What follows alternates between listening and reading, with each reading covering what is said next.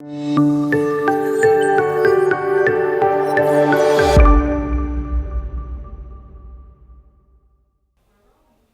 my name is Phil Sever. I'm the principal partner at Sever Storey. We are an eminent domain law firm that represents landowners across the country. I'm here today with our income partner, Jordan Walker. Today we're going to talk about business owners, and in particular some of the problems that business owners face, commercial property or industrial property landowners face when they have an eminent domain or condemnation that occurs on their property. And we're going to talk about things that you need to be aware of as the commercial or industrial business owner to win that negotiation at the end of the day. Jordan, really what I think of when I think about any type of commercial or industrial property, it always starts with before and after for me. Mm-hmm. Thinking about what the property looked like before and what the property looked like after. Mm-hmm. What's your thoughts there on that? Well, obviously the biggest part of that is the after. How are they leaving the property? What's it going to look like after this road goes in, after this pipeline goes in, after this power line goes in? What's it going to look like? And you can't always tell, but a good expert can identify the key issues that need to be addressed as far as compensation. Let's talk about impacts that we could potentially see: loss of parking spaces, the internal configuration of the commercial property if it becomes more cramped. Doesn't allow for circulation within the property. What if it loses an access point? What if the access is diminished in general? All of these things come into play with a commercial property.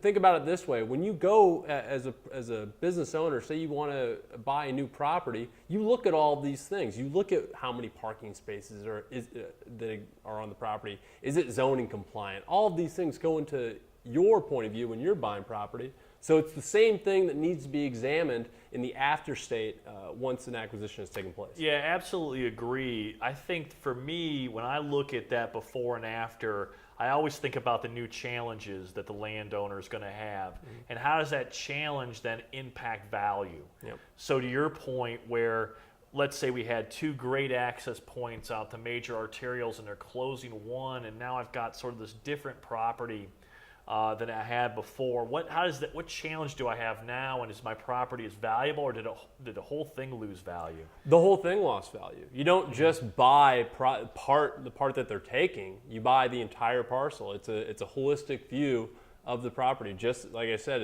when you're examining new parcels to put a business on, you look at all of these things and determine how much you want to pay for it. And you brought up parking before.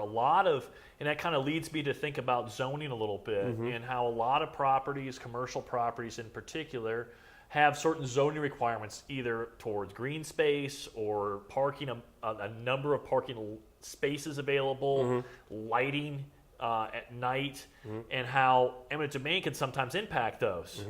Yeah, so parking is a good example, although all of those factors come into play as well. Traditionally, if they take too many parking spaces or take too much green space and leave you non-compliant with the zoning, that carries with it penalties according to the local zoning ordinances. Now those ordinances and that zoning, it varies by municipality, but the key thing that we see, and I see a lot, is that if you are no longer compliant with zoning, you can't build on the property. You can't add to structures. And if you're a business and you don't even have the possibility of adding on to the property, that loses quite a bit of value. Well, it just affects the right of the commercial landowner. And so when they go to sell, the potential buyer has to look at these restrictions. And to me, and I think to our experts, when you have these restrictions on the property, it reduces the value of that entire property. Yep. I think about those commercial instances where we have taken parking frontage from a building and didn't have enough parking going forward.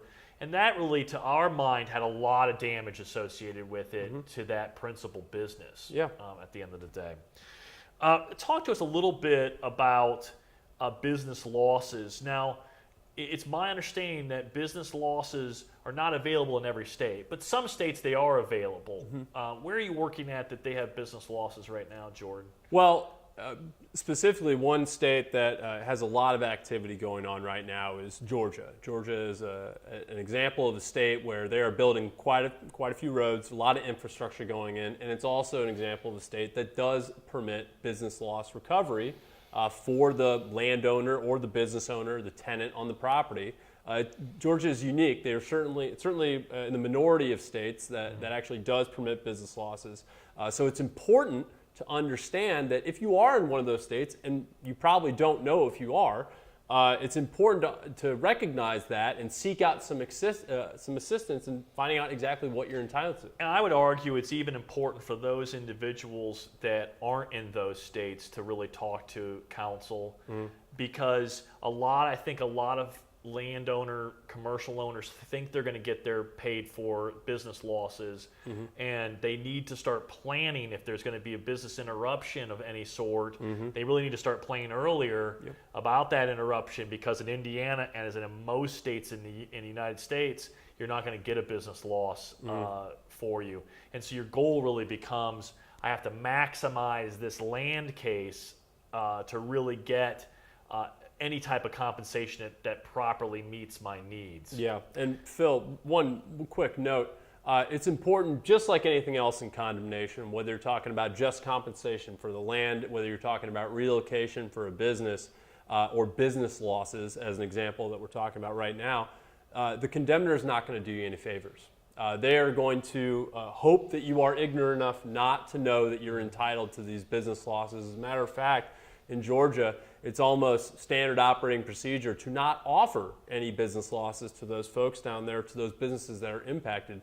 Just like everything else with eminent domain, they are going to force you, they are going to make you come to the table and realize what you're entitled to.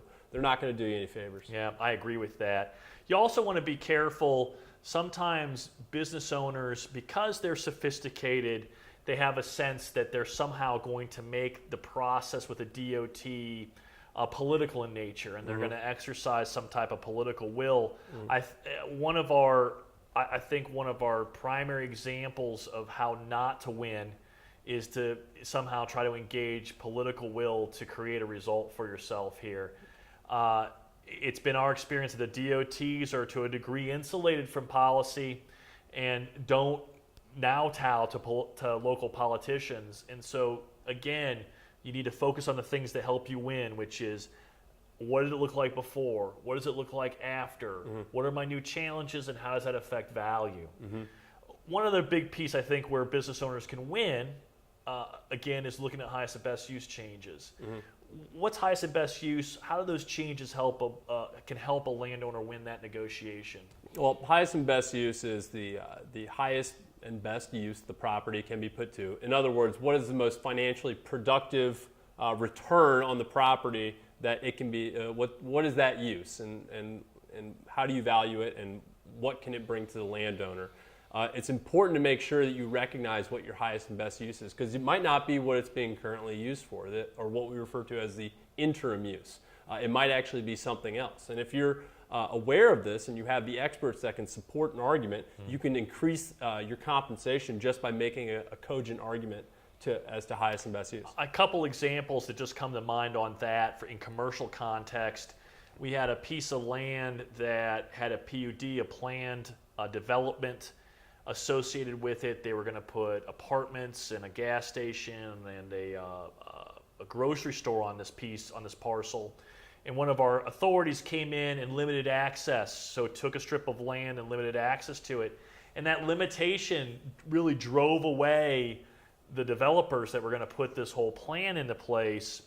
And when those developers left, well, what do you think? They had a deal done at a certain per acre, a very large per acre. Now the developers don't want to do the deal. Your highest and best use changes. Before, you had a PUD as your highest and best use. In the after, now the developers are scared away.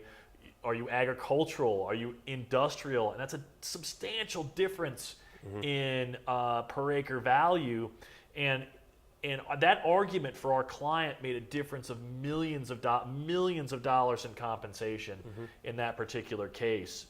Another case where we saw a very clever use of highest and best use is we had a piece of land directly outside of the Indianapolis Motor Speedway. And in that case, what do we argue in that case, Jordan? That it was parking.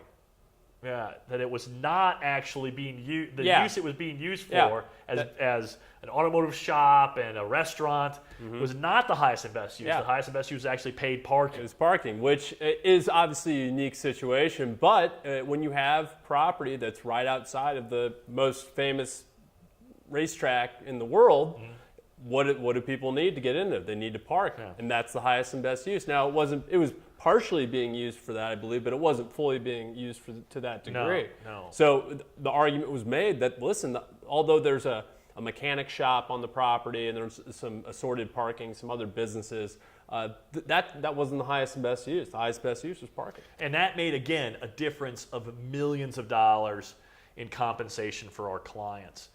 So at the end of the day, that's also a good lesson, I think, for commercial landowners. A lot of commercial landowners, we recognize that you have existing relationships with your own attorneys.